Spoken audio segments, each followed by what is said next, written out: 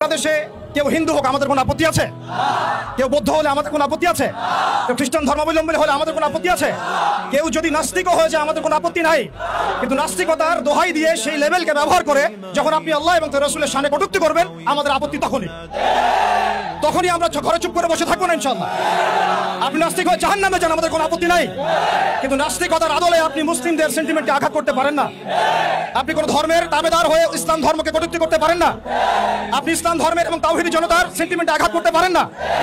আমরা নবী সাল্লাল্লাহু আলাইহি ওয়াসাল্লামের স্পষ্ট হাদিস শুনিয়েছিলাম, আপনাদের সবার মনে আছে, মান সাব্বা নাবিয়ান ফাকতুলু, মান সাব্বা নাবিয়ান ফাকতুলু, মান সাব্বা নাবিয়ান।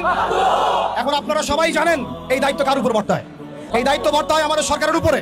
সরকার মুসলিম হোক, অমুসলিম হোক, ইন্টারিম হোক অথবা দলীয় সরকার হোক, যে কোনো সরকারি হোক না কেন, তার উপরে দায়িত্ব বর্তায় তারা যেন খাতেমে রাসূলের বিচার করেন, তারা যেন আল্লাহ দ্রোহীদের বিচার করেন, তারা যেন ইসলাম বিদ্বেষীদের বিচার করেন, তারা যেন ইসলাম ফোবিয়া যারা ছড়ায় তাদের বিচার করেন।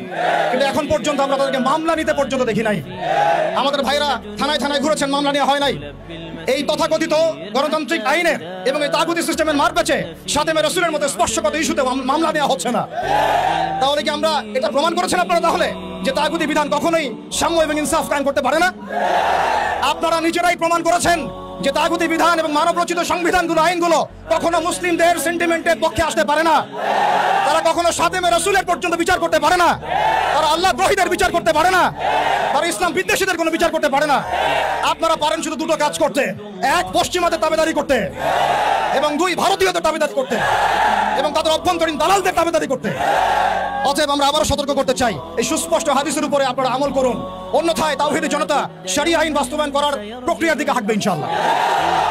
ইয়া খিলাফা ইয়া শাহাদাত, হয় খিলাফত না হয় শাহাদাত, হয় খিলাফত না হয় শাহাদাত।